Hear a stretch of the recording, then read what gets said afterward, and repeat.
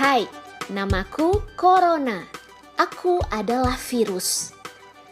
Ukuranku sangat kecil. Kamu tidak bisa melihatku.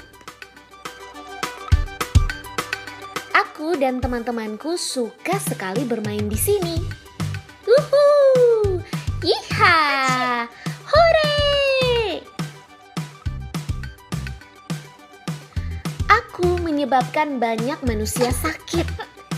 Mereka jadi demam, batuk, bahkan sesak nafas. Manusia jadi takut padaku. Aku mengerti jika kamu juga takut. Tapi jangan khawatir, ada banyak manusia yang sembuh dariku. Itu karena para dokter dan perawat siap membantu. Gejala dan pencegahan penyakit karena virus corona. Beberapa waktu ini, dunia dihebohkan dengan berita tentang virus corona. Virus ini sudah menyerang ratusan orang di 16 negara. Tiongkok adalah negara yang dianggap sebagai asal dari virus ini, tepatnya di kota Wuhan. Ada beberapa gejala yang dialami seseorang saat terkena virus corona, yaitu demam dan suhu tubuh yang tinggi, batuk kering dan tidak berdahak, serta napas pendek atau kesulitan bernapas. Namun begitu, ada beberapa orang yang tidak menunjukkan gejala apapun, tapi ternyata terkena virus corona ini.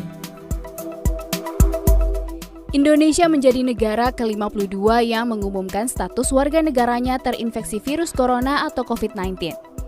Hingga saat ini belum ada vaksin yang mampu menangkal. Maka pencegahan infeksi menjadi cara yang efektif untuk menurunkan peluang penularan. Apa saja yang harus diperhatikan?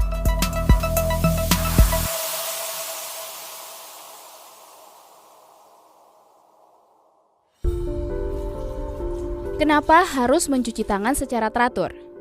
Virus penyebab COVID-19 bisa hidup di permukaan benda tanpa inang hingga berjam-jam. Mencuci tangan hingga bersih menggunakan sabun atau cairan pembersih dapat membuat virus mati dan mencegah penyebaran. Situasi dalam kerumunan dapat meningkatkan peluang tertular COVID-19. Saat seseorang batuk atau bersin, cairan partikel kecil keluar melalui hidung dan mulut yang mungkin terinfeksi. Jika terlalu dekat, virus berpotensi terhirup melalui udara. Setidaknya, jaga jarak hingga 2 meter. Kemudian, hindari menyentuh area wajah. Tangan menyentuh banyak permukaan sehingga memungkinkan virus menempel. Jika tangan yang terkontaminasi menyentuh mata, hidung, atau mulut, atau yang mempunyai kelenjar, potensi terinfeksi virus COVID-19 semakin besar.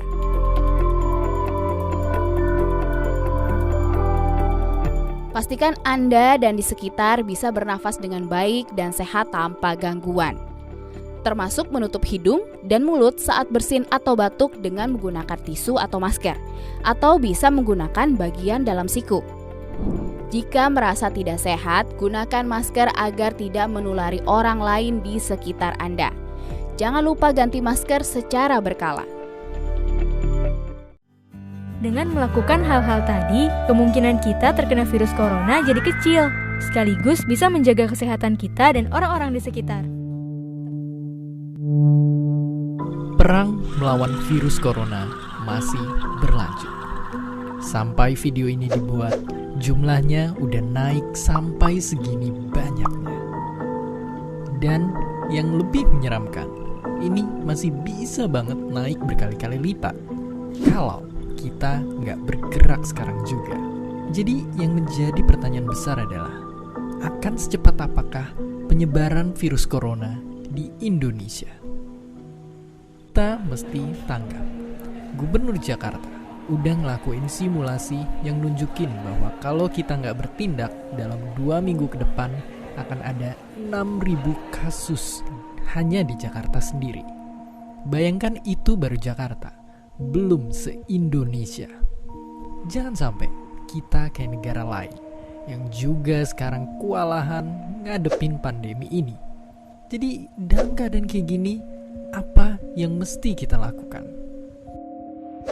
Jawaban singkatnya yang paling mudah adalah jaga jarak sosial atau social distancing. Ya, Karena data nunjukin dengan ngelakuin jaga jarak dan diam di rumah, penularannya kita lihat bisa turun sangat drastis. Jadi, buat kalian yang punya gejala flu, penting banget untuk ngebatasin aktivitas dan nggak keluar rumah biar nggak nularin orang lain. Tapi nggak cuma buat kalian yang sakit, kalian yang sehat pun perlu banget ngebatasin segala aktivitas di luar sekarang juga. Oke, mungkin itu semua kita udah tahu. Tapi pertanyaannya, kenapa ini sebegitu pentingnya dan efektif?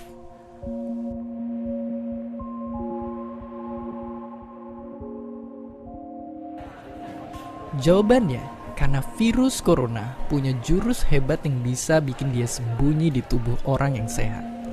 Yang mengerikannya adalah, bisa aja kita sebenarnya udah ketularan, tapi kita nggak ngerasa sakit karena imun tubuh kita kuat. Tapi kenyataannya, begitu kita kontak sama orang yang daya tahan tubuhnya lagi turun, kita bisa nularin virusnya ke mereka. Tapi yang mesti kita waspadain, kalau kita nggak ngebatesin aktivitas dan kontak fisik, dalam waktu cepet banget bakalan ada banyak orang yang langsung tertular. Beda ceritanya, kalau hampir semua orang memutuskan untuk ngelakuin social distancing dan ngebatesin aktivitas dengan diam di rumah aja, laju penularannya bisa jauh kita perlambat seperti yang terlihat sekarang. Tapi ya, tadi semua itu cuma simulasi. Aslinya, virus corona bisa nyebabin jatuhnya korban jiwa. Banyak orang yang mungkin bukannya sembuh, malah meninggal. Jangan sampai kita terlambat dan bikin banyak orang terdampar di UGD tanpa dapat pelayanan atau fasilitas karena jumlahnya terbatas.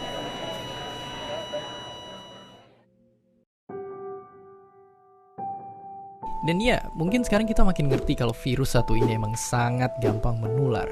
Tapi, walaupun begitu, kita masih harus tetap berusaha dan optimis di kondisi sekarang ini. Karena kalau mau dibandingin, manusia pernah ngalamin wabah yang jauh lebih buruk. Dari flu babi di tahun 2009 sampai flu Spanyol di tahun 1918 yang merupakan pandemi terparah dalam sejarah. Tentu itu semua bisa kejadian karena keadaan dan teknologi yang masih belum mendukung pada waktu itu. Tapi dengan teknologi kesehatan modern yang kita milikin, kerjasama antara negara yang makin erat, serta dengan bantuan para pahlawan-pahlawan kita ini, semoga kita semua bisa segera keluar dari pandemi ini. Saat semua orang bertanya apa yang mesti kita lakukan, yang perlu kita ingat, tetaplah menjadi baik di saat krisis sekalipun. Belilah barang-barang secukupnya. Beri lebih untuk mereka yang masih harus bekerja di luar sana. Tetap tenang dan berkepala dingin di sosial media. Jaga diri dan jaga orang-orang terdekat kita. Dan jangan lupa berikan apresiasi sebesar-besarnya kepada mereka. Orang-orang yang berada di barisan terdepan, bekerja tanpa pamrih untuk nyelamatin kita semua. Dan seperti biasa, terima kasih.